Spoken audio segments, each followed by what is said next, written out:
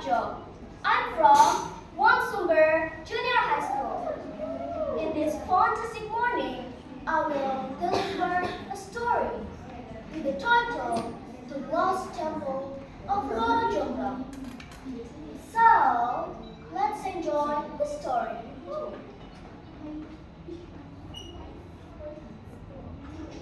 Once upon a time, beneath the golden skies of a distant land, there stood a breathtaking kingdom called Prambanan. It was a land of lush valleys, glimmering temples, and water that danced with the wind. The people lived in harmony, their hearts full of song, and their days bathed in peace.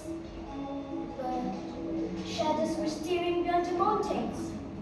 From the dark and stormy lands of Lungi, and ruthlessly rose Bandung Bondowoso. Cloaked in black and burning with ambition, he gazed upon Prambanan with envy in his heart and contest in his eyes. The kingdom will bow for me, or it will burn! Bandung Bondowoso rose from his throne. With an army sworn by might in dark magic, he marched across the land. His presence turned to ash and skies to thunder. The drums of war echoed louder in the praise of the innocent. And so, the peace of Prambanan shattered like glass beneath iron rings.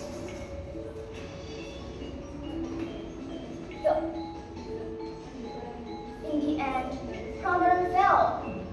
Its stone was seized, and the people bowed, not out of loyalty, but out of fear. In the heart of the David Prambanan, there lived a princess named Roro Jonggrang, a young woman of striking beauty and quite strength, daughter of the fallen king. When Bandung Bondowoso saw her, he was captivated, not by her sorrow, not by her fear, but by her beauty.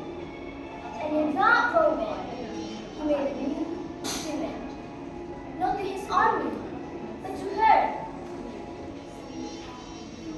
Be my queen, Jonggrang. He gazes at her, enchanted but dangerous.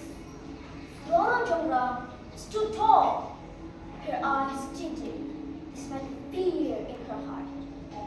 She looked straight at the man who had shut her kingdom, and with a calm voice, she said, "If you truly want to marry me, then build me 1,000 temples in just one night." It wasn't a request, it was a challenge. She hoped he could never win. In truth, Roro Jonggrang despised Bandung Bondowoso. He had brought war, he had brought pain, he had taken everything from her people. Bandung Bondowoso stared at her, stunned. "Impossible! You're just trying to escape me!" But even as his anger flared, so did his pride. He will not walk away. He will not lose.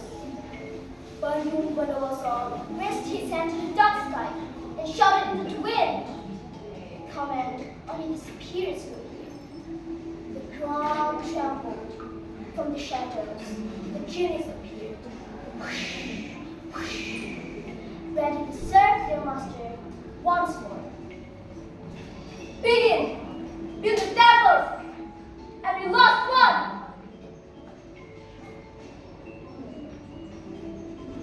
All through the night, the genies worked without rest.